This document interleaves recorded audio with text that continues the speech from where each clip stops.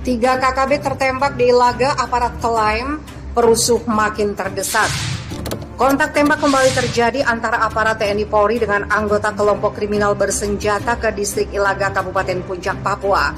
Dalam kontak tembak pada Kamis 10 Juni tersebut, Kasatgas Humas Ops Memangkawi Kombes Pol Iqbal Al-Kudusi mengatakan, aparat TNI Polri menembak 3 anggota KKB pimpinan Lekagak Telenggen di Kampung Eromaga, distrik Ilaga. Kontak tembak tersebut mengakibatkan 3 pasukan KKB terkena tembakan.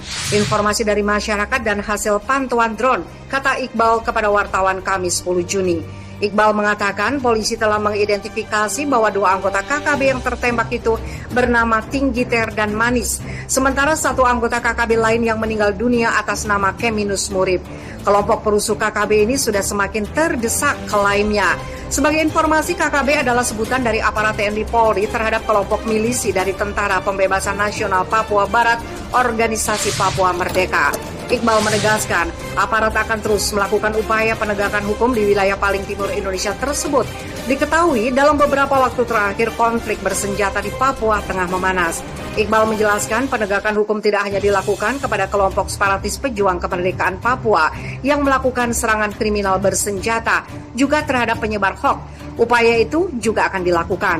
Negara tidak akan kalah dengan segelintir orang dengan hasrat politik yang menumbalkan masyarakat sipil dan menyebar teror di Provinsi Papua, Indonesia, ujar Iqbal.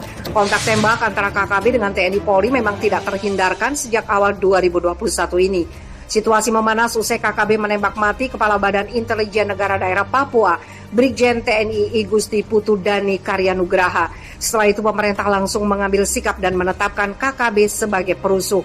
Situasi eskalasi konflik bersenjata di wilayah paling timur Indonesia pun kembali mencuat beberapa hari belakangan.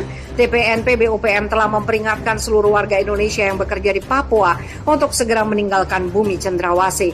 Ancaman itu dikeluarkan usai pihaknya menabuh genderang perang terhadap aparat TNI Polri secara terpusat di wilayah Ilaga, Kabupaten Puncak sejak beberapa pekan lalu. Sejauh ini cnnindonesia.com belum dapat mengkonfirmasi kepada jubir OPM mengenai kontak tembak dan korban yang jatuh di Ilaga tersebut.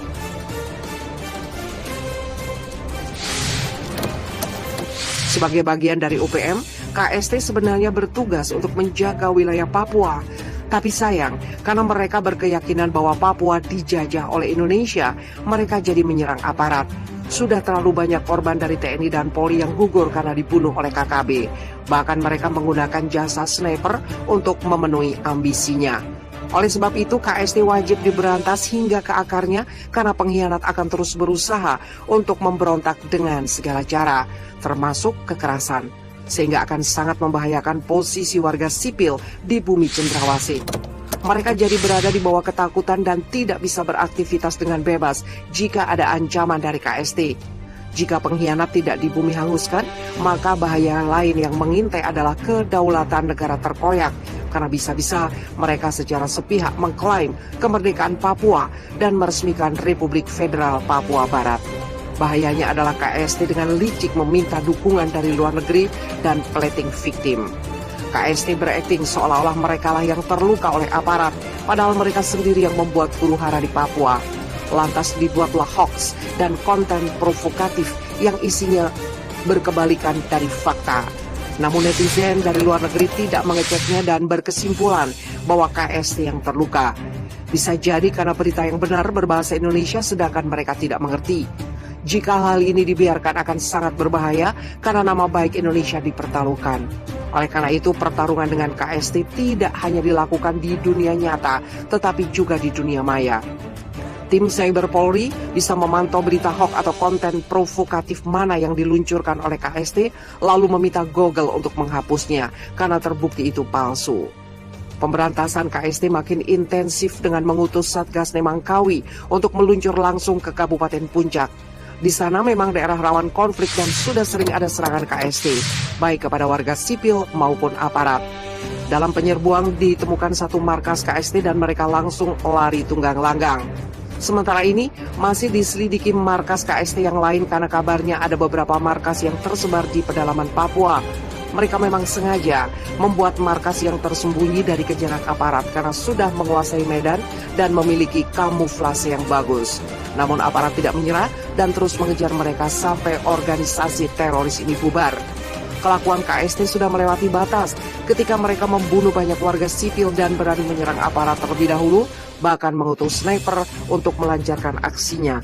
Oleh karena itu, KST wajib diberantas agar tidak merajalela dan menakut-nakuti warga sipil Papua. Jika mereka sudah dibubarkan, maka keadaan di bumi Cendrawasih akan makin damai.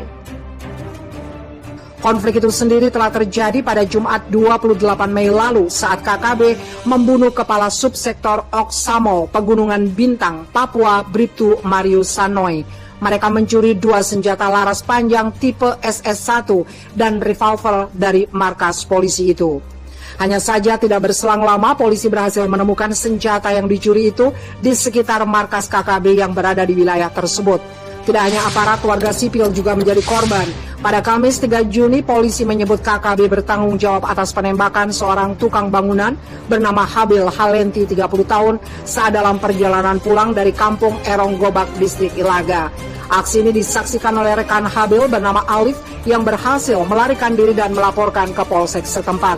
Korban sempat berteriak, "Ampun komandan," namun langsung ditembak oleh salah satu KKB yang menodongkan senpi, ujar Kepala Bidang Humas Polda Papua Kombes Ahmad Mustafa Kamal. Masih di hari yang sama, penyerangan KKB dilakukan di sekitar wilayah Bandara Aminggaru, Ilaga Puncak.